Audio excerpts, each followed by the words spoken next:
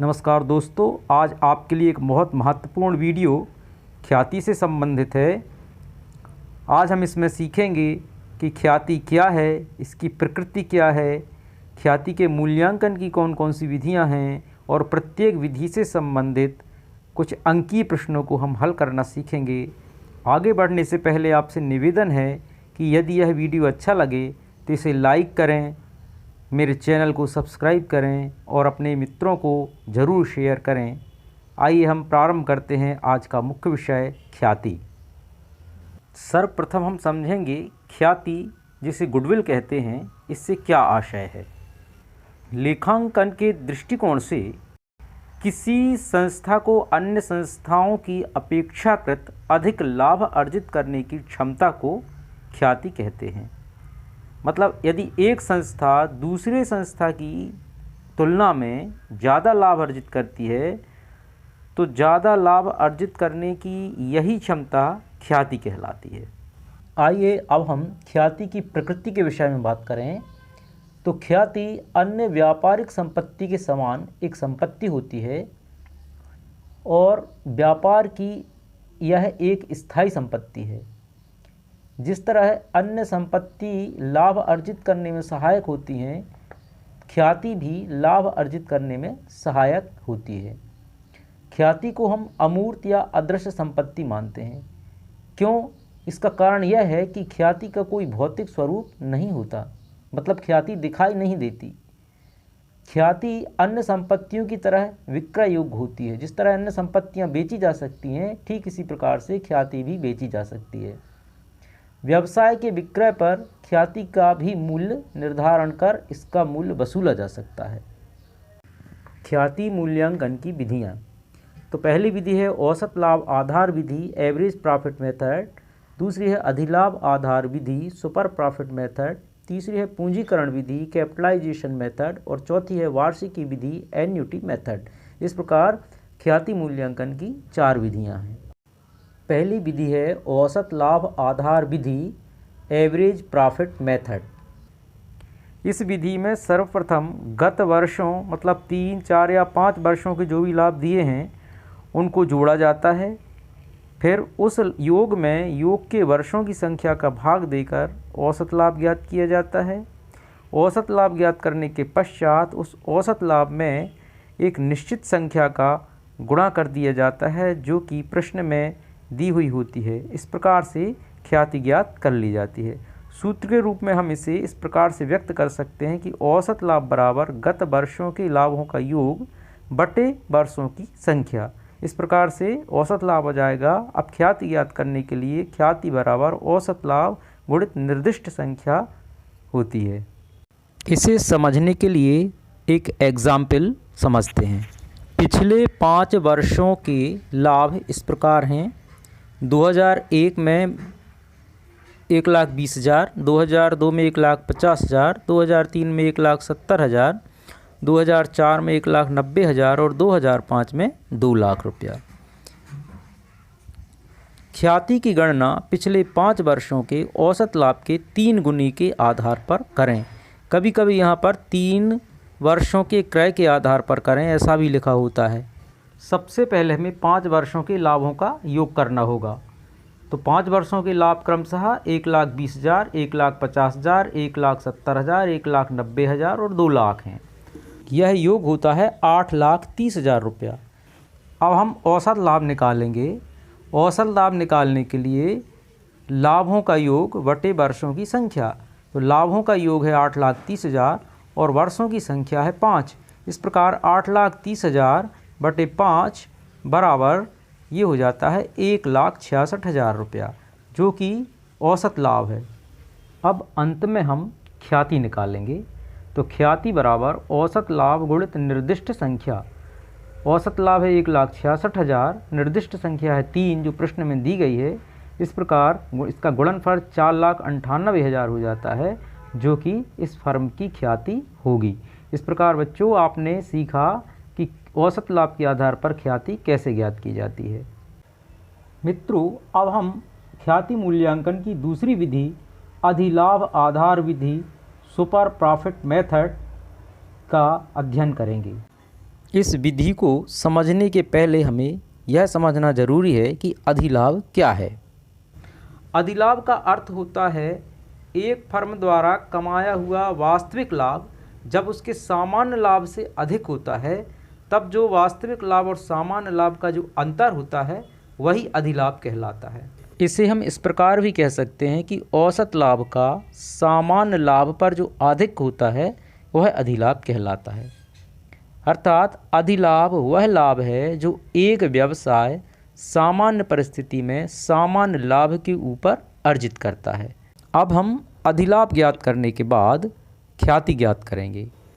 ख्याति का मूल्य ज्ञात करने के लिए हमें अधिलाभ में एक निर्दिष्ट या निश्चित संख्या का गुणा करना पड़ता है, अर्थात अधिलाभ गुणित निर्दिष्ट संख्या बराबर ख्याति। इसे एक उदाहरण से हम समझते हैं। एक फर्म का वास्तविक लाभ 12,000 रुपया है और उसकी विनियोजित पूंजी 1,00,000 रुपया है, जिस पर वह 10% की दर से सामान्य लाभ कमाती है। अधिलाभ के 3 गुने के आधार पर ख्याति ज्ञात कीजिए। जैसा कि अभी हमने जाना कि अधिलाभ ज्ञात करने के लिए वास्तविक औसत लाभ में से सामान्य लाभ घटाएंगे। सामान्य लाभ ज्ञात करने के लिए विनियोजित पूंजी को सामान्य ब्याज की दर से गुणा करेंगे, अर्थात सामान्य लाभ बराबर विनियोजित पूंजी गुणित सामान्य ब्याज की दर बटा 100। इस तरह हम वास्तविक लाभ में से सामान्य लाभ घटाकर जो अधिलाभ प्राप्त करेंगे, उस अधिलाभ का एक निश्चित संख्या से गुणा करके ख्याति ज्ञात कर लेंगे। तो प्रश्न में वास्तविक लाभ दिया है 12,000 रुपया। अब हम सामान्य लाभ ज्ञात करेंगे, तो सामान्य लाभ बराबर विनियोजित पूंजी गुणित सामान्य ब्याज की दर बटे 100। विनियोजित पूंजी है 1,00,000 रुपये और सामान्य ब्याज की दर है 10%। इस तरह से सामान्य लाभ आ जाता है हमारा 10,000 रुपया। अब इस 10,000 को हम वास्तविक औसत लाभ में से जो कि 12,000 है घटा देंगे, तो अधिलाभ आ जाएगा हमारा 2,000 रुपया। अब अधिलाभ गुणित निर्दिष्ट संख्या बराबर ख्याति, तो अधिलाभ है 2,000 और निर्दिष्ट संख्या है 3। इस प्रकार हमारी ख्याति 6,000 रुपया हो जाती है। ख्याति के मूल्यांकन की तीसरी विधि है पूंजीकरण विधि। पूंजीकरण विधि को समझने के पहले हमें यह समझना होगा कि पूंजीकरण क्या है। तो पूंजीकरण से आशय सामान्य ब्याज दर से एक अमुक लाभ प्राप्त करने के लिए कितनी पूंजी की आवश्यकता होगी, यह पूंजीकरण कहलाता है। इस विधि में अर्जित लाभ का पूंजीकरण करके ख्याति का मूल्य ज्ञात किया जाता है। पूंजीकरण विधि से ख्याति ज्ञात करने के लिए 2 आधारों का प्रयोग किया जाता है। नंबर 1 औसत लाभ के पूंजीकरण के द्वारा और नंबर 2 अधिलाभ के पूंजीकरण के द्वारा। आइए हम एक एक को समझते हैं। पूंजीकरण द्वारा ख्याति ज्ञात करने का पहला आधार है औसत लाभ के पूंजीकरण के द्वारा। इस विधि में ख्याति का सूत्र है ख्याति बराबर औसत लाभ गुणित 100 बटे सामान्य लाभ की दर माइनस विनियोजित पूंजी या शुद्ध संपत्तियां, क्योंकि विनियोजित पूंजी को ही शुद्ध संपत्तियां कहा जाता है। आइए इस सूत्र का हम स्पष्टीकरण करते हैं। स्टेप 1 3, 4 या 5 वर्षों का हम औसत लाभ ज्ञात करेंगे और इसके लिए सूत्र होगा औसत लाभ बराबर पिछले वर्षों के लाभों का योग बटे वर्षों की संख्या। कभी कभी यह लाभ प्रश्न में दिया होता है। स्टेप 2 में हम औसत लाभ का सामान्य लाभ की दर से पूंजीकृत मूल्य निकालेंगे। इसके लिए औसत लाभ गुणित 100 बटे सामान्य लाभ की दर के सूत्र का प्रयोग करेंगे। स्टेप 3 में हम विनियोजित पूंजी ज्ञात करेंगे। प्रश्न में कभी कभी विनियोजित पूंजी स्पष्ट रूप से दी हुई होती है, किंतु कभी कभी विनियोजित पूंजी को हमें निकालना पड़ता है। प्रश्न में कुल संपत्तियां और कुल बाह्य दायित्व दिए होते हैं, अतः हम कुल संपत्तियां माइनस कुल बाह्य दायित्व बराबर विनियोजित पूंजी या शुद्ध संपत्तियां निकाल लेते हैं। अब अंतिम स्टेप में हम ख्याति का मूल्य ज्ञात करेंगे। तो ख्याति बराबर औसत लाभों का पूंजीकृत मूल्य माइनस विनियोजित पूंजी या शुद्ध संपत्तियां। इस तरह औसत लाभ के पूंजीकरण के द्वारा ख्याति ज्ञात करने का सूत्र स्पष्ट हो जाता है कि ख्याति बराबर औसत लाभ गुणित 100 बटे सामान्य लाभ की दर माइनस विनियोजित पूंजी, और विनियोजित पूंजी को शुद्ध संपत्ति भी कहते हैं, तो इसे आपको ध्यान में रखना है। अब यह भी बताना जरूरी है कि कभी कभी फर्म में ख्याति नहीं होती या ख्याति का मूल्य शून्य होता है। तो आइए हम समझते हैं कि फर्म में ख्याति कब नहीं होती। तो यदि हम औसत लाभ के पूंजीकृत मूल्य में से विनियोजित पूंजी या शुद्ध संपत्तियां घटाते हैं, तो इसके घटाने पर यदि हमारा परिणाम ऋणात्मक होता है या शून्य आता है, तो इसका अर्थ यह है कि उस फर्म में ख्याति नहीं है, अर्थात ख्याति का मूल्य शून्य है। इस तरह औसत लाभ का पूंजीकृत मूल्य माइनस विनियोजित पूंजी या शुद्ध संपत्तियां बराबर ऋणात्मक संख्या या शून्य होने पर उस फर्म में ख्याति नहीं होगी। औसत लाभ के पूंजीकृत मूल्य द्वारा ख्याति की गणना हम कैसे करेंगे, इसे एक एग्जाम्पल के द्वारा हम समझते हैं। एक फर्म का औसत लाभ 12,000 रुपया है, फर्म की विनियोजित पूंजी 80,000 रुपये है और अपेक्षित आय या लाभ की दर 10% है। औसत लाभ के पूंजीकरण के आधार पर ख्याति का मूल्य क्या होगा? औसत लाभ के पूंजीकरण द्वारा ख्याति बराबर औसत लाभ का पूंजीकृत मूल्य माइनस विनियोजित पूंजी, अथवा हम औसत लाभ के पूंजीकृत मूल्य को ब्रैकेट में लिखेंगे औसत लाभ गुणित 100 बटे सामान्य लाभ की दर। औसत लाभ 12,000 गुणित 100 बटे सामान्य लाभ की दर 10, तो ये बराबर हो जाता है 1,20,000, जो कि औसत लाभ का पूंजीकृत मूल्य है। अब इसमें से हम विनियोजित पूंजी घटाएंगे जो कि 80,000 रुपया है। इस प्रकार ख्याति आ जाती है 40,000 रुपया। तो यह थी पूंजीकरण की प्रथम विधि, औसत लाभ के पूंजीकरण द्वारा ख्याति। अब पूंजीकरण विधि से ख्याति के मूल्यांकन की दूसरी मेथड अधिलाभ के पूंजीकरण द्वारा ख्याति का मूल्यांकन। इस विधि में अधिलाभ का पूंजीकृत मूल्य ज्ञात किया जाता है। इसके लिए सूत्र है अधिलाभ गुणित 100 बटे सामान्य लाभ की दर। हमें सबसे पहले अधिलाभ निकालना होता है। जिस प्रकार हमने अधिलाभ विधि के आधार पर ख्याति ज्ञात करने में यह सीखा था कि अधिलाभ कैसे ज्ञात किया जाता है, तो एक बार पुनः बता दें। अधिलाभ बराबर वास्तविक औसत लाभ माइनस सामान्य लाभ बराबर अधिलाभ होता है, जो हम पहले सीख चुके हैं। जब यह अधिलाभ आ जाएगा तब हम उसका पूंजीकृत मूल्य ज्ञात कर लेंगे। जैसा कि आप देख रहे हैं अधिलाभ गुणित 100 बटे सामान्य लाभ की दर, तो यही पूंजीकृत मूल्य फर्म की ख्याति होगी।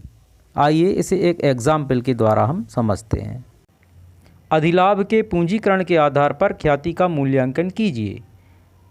वास्तविक औसत लाभ 8,000 रुपया, लाभ की सामान्य दर 10% और विनियोजित पूंजी 50,000 रुपया है। प्रश्न को हल करने के लिए हमें सबसे पहले अधिलाभ निकालना होगा, और अधिलाभ निकालने के लिए वास्तविक लाभ माइनस सामान्य लाभ बराबर अधिलाभ होता है। इसके पश्चात हम अधिलाभ का पूंजीकरण करेंगे। अधिलाभ का पूंजीकरण ही फर्म की ख्याति होगी, और अधिलाभ का पूंजीकरण करने के लिए सूत्र है अधिलाभ गुणित 100 बटे सामान्य लाभ की दर, और अधिलाभ का पूंजीकृत मूल्य ही फर्म की ख्याति होगी। आइए अब दिए गए प्रश्न को हम हल करेंगे। वास्तविक लाभ या औसत लाभ है 8,000 रुपया। इसमें से हम सामान्य लाभ घटाएंगे, और सामान्य लाभ के लिए सूत्र है विनियोजित पूंजी गुणित सामान्य लाभ की दर बटे 100। तो विनियोजित पूंजी है 50,000 रुपया और सामान्य लाभ की दर है 10%। इस प्रकार से यह हो जाता है 5,000 रुपया। अब वास्तविक लाभ में से हमें सामान्य लाभ घटाना है, अर्थात 8,000 में से 5,000 रुपया घटाना है, जो कि 3,000 रुपया होता है, और यह 3,000 रुपया अधिलाभ कहलाएगा। अब ख्याति का मूल्य ज्ञात करने के लिए हमें अधिलाभ का पूंजीकृत मूल्य ज्ञात करना होगा। अधिलाभ का पूंजीकृत मूल्य अर्थात ख्याति बराबर अधिलाभ गुणित 100 बटे सामान्य लाभ की दर होती है। तो अधिलाभ है हमारा 3,000 और सामान्य लाभ की दर है 10। इस प्रकार यह 3,000 गुणित 100 बटे 10 बराबर हो जाता है 30,000 रुपया, जो कि फर्म की ख्याति होगी। आइए अब ख्याति मूल्यांकन की फोर्थ मेथड समझते हैं, वार्षिकी विधि, एन्युटी मेथड। वार्षिकी विधि में भी अधिलाभ के आधार पर ख्याति का मूल्य ज्ञात किया जाता है। यदि एक साझेदारी फर्म में अधिलाभ हो रहा है, तो यह अनुमान लगाया जाता है कि भविष्य में यह लाभ कितने वर्षों तक होता रहेगा। जितने वर्षों तक अधिलाभ प्राप्त करने की आशा होती है, उतने वर्षों के अधिलाभ का वर्तमान मूल्य वार्षिकी विधि द्वारा निकाला जाता है।